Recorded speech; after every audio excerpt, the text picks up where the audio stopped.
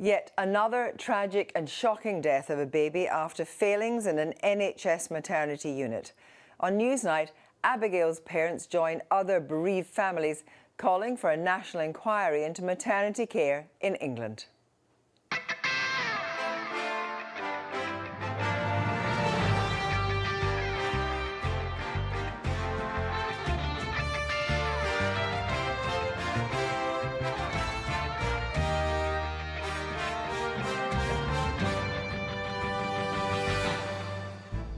Speaking exclusively to Newsnight, Katie Fowler and Robert Miller, whose baby Abigail died at Royal Sussex Maternity Unit, talk about the trauma they went through and claim that nobody is taking failures in maternity care seriously. Good evening. We begin with the death at 2 days old of Abigail Fowler Miller in January last year. It was a death which, according to the coroner, happened after a litany of failings at a maternity unit at Royal Sussex County Hospital. The maternity unit had been rated inadequate by the Quality Care Commission 4 months before Abigail's death and had been subject to whistleblowing from its own staff to highlight its unsafe maternity service. It took Abigail's parents, Kate Fowler and Robert Miller, almost 2 years to get to the truth about their daughter's death, until finally an inquest found that the care given to Katie was substandard, and had she been given different advice, her baby's life would have been, in the words of the coroner, significantly prolonged. Well, we'll be speaking to Katie and Robert in a moment, but first, here's Seema. For years now, the headlines have been clear. There are problems in some of England's maternity units. At their smallest, they're often their most vulnerable. Babies and their mothers not always receiving the right care, potentially leading to avoidable death and injury. Earlier this month, the Care Quality Commission said the situation was unacceptable and disappointing. BBC analysis of the CQC's records showed it deemed 67% of maternity units not to be safe enough, up from 55% last autumn. The healthcare regulator, the CQC, recently said there is a deteriorating picture in maternity services. After carrying out more inspections, it says its findings are the poorest yet since it began recording data this way 5 years ago. It paints a grim picture and has led to more nervousness and fear among new mums-to-be. Yeah, wonderful. Thank you. Thank you. Thank you so much. In 2016, the NHS created a 5-year plan to improve maternity services. This came off the back of a scathing review the year before into the deaths of babies at the university hospitals of Morecambe Bay NHS Trust. Another review last year into the NHS Trust in Shrewsbury and Telford found catastrophic failures may have led to the deaths of more than 200 babies. Now another story where a family has been torn apart after the loss of their child. Katie Fowler and Robert Miller lost their daughter, Abigail, at only 2 days old. An inquest ruled that the baby's life could have been significantly prolonged had Katie been admitted to the Royal Sussex County Hospital in Brighton sooner. The inquest was told that Katie had called the hospital several times after experiencing early signs of labour. She said she had been bleeding, but she was never called to go into the hospital. Eventually, her husband called a taxi, and when they arrived, she collapsed and went into cardiac arrest after experiencing a rare uterine rupture. Both her and the baby had to be resuscitated. Katie went into an induced coma, and the baby died 2 days later.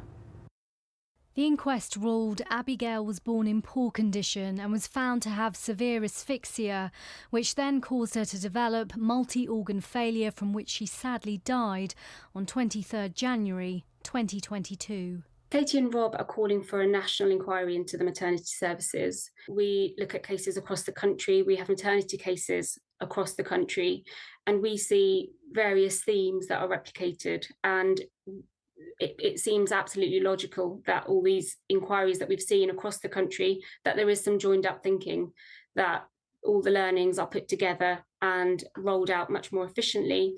A report by the Health Services Safety Investigations Body found there is no national guidance on telephone triage of mothers' care in maternity units. The University Hospital Sussex NHS Foundation Trust told us we are all sorry for their loss. Since the death of Abigail, we have made several improvements to the way we triage our mothers. We want to do everything possible to keep them and their babies safe and to respond quickly to any early signs that may require a response. We have implemented a nationally recommended triage process and monitor our performance constantly. The grief associated with the loss of a baby is unfathomable, but what makes it even worse is knowing that the death could have been prevented. Seema there, well, Katie and Robert join me now, and we're very sorry for your loss. But first of all, tell us what happened that night. I think everything seemed to be going okay. I was having contractions, they were increasing. We were excited about what was to come. And then about 6:30 that evening, I started to feel unwell. I was very clammy and sweaty.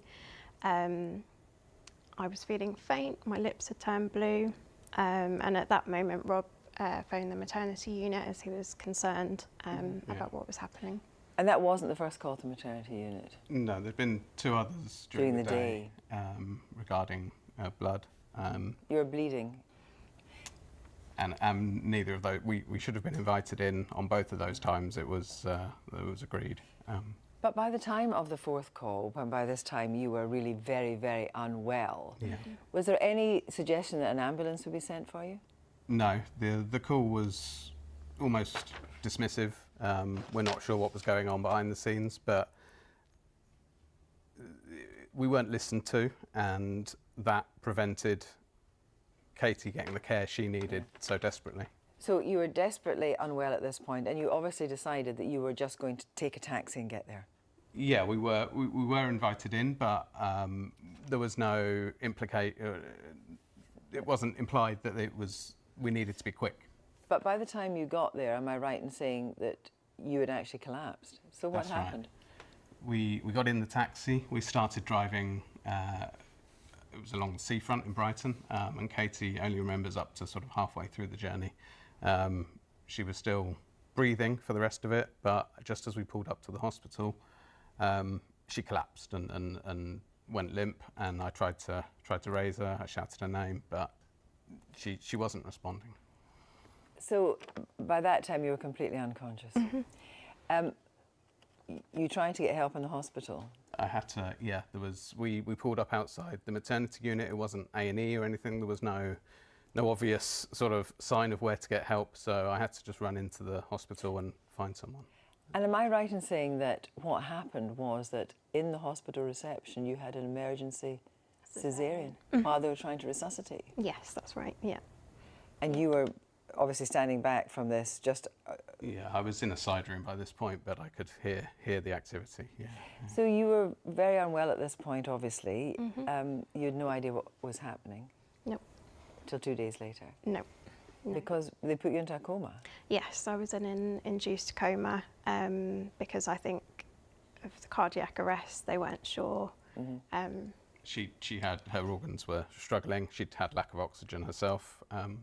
I was spending my time between Abigail and Katie, and they both had very similar sort of prognosis. And at the point where you knew that there was no future for Abigail, you were saying to the hospital that you wanted Katie to have a chance to be with Abigail. What was happening? I spent a day telling any doctor, any nurse that would listen that the only thing that we wanted now was for Katie to meet Abigail. Because by this time, Katie was in her coma at this point, so it was still, only you. Yeah. And you were getting no support from the hospital over this. You were the one that was pushing for this. I was the one that had to go out and ask for it, yeah. And it happened eventually? It happened, and we're grateful to those people that made it happen. They know who they are. But, yeah. You, of course, then had to go through this terrible trauma, but you were still very unwell. Yes, yeah. Yeah, I was woken up. My last memory was going to hospital thinking I was going to be bringing home my baby girl, and then I was woken up and told that she was dying, and it was the worst moment of my life. Yeah, I can't put it into words. You say, you told me that the care you then received from the hospital was good, but when it came to people talking about what had gone wrong, nobody was really wanting to talk to you about it at all. No. We had an external investigation that found issues with the care that we'd had, and we hoped that after that we would be able to speak to the hospital honestly about what had happened and get some accountability from them, but there's been none forthcoming.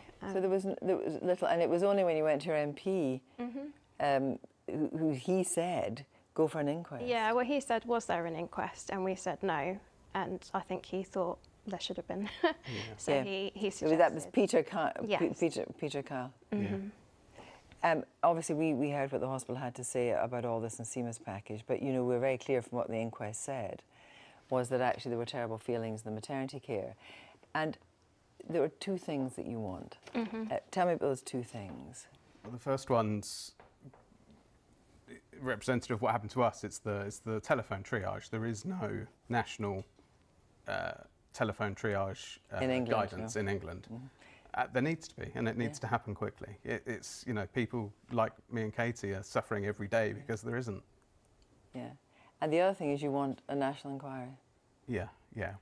We've had the Morecambe Bay, the Shrewsbury and Telford, the East Kent, and currently the Nottingham inquiries into individual trusts. And I think it's clear that this isn't about individual trusts anymore. This is a national issue. But just coming back to you two for a moment, you've had an apology for the pain you've been put through, but you haven't an apology for the shortcomings in maternity care.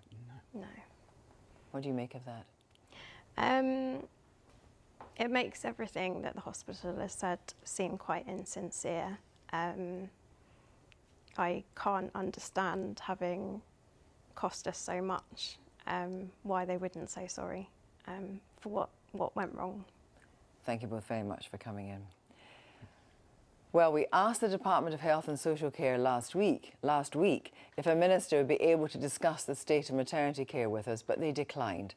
The Minister for Women's Health Strategy, Maria Caulfield, said, "My deepest sympathies go out to the family of Abigail Fowler Miller. We're working incredibly hard to improve maternity services, focusing on recruitment, training and the retention of midwives.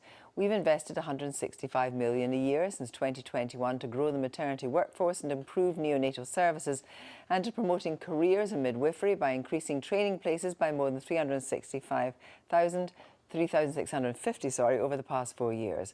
We welcome the Care Quality Commission's commitment to monitor NHS trusts that are not providing adequate care to make sure improvements are made as quickly as possible.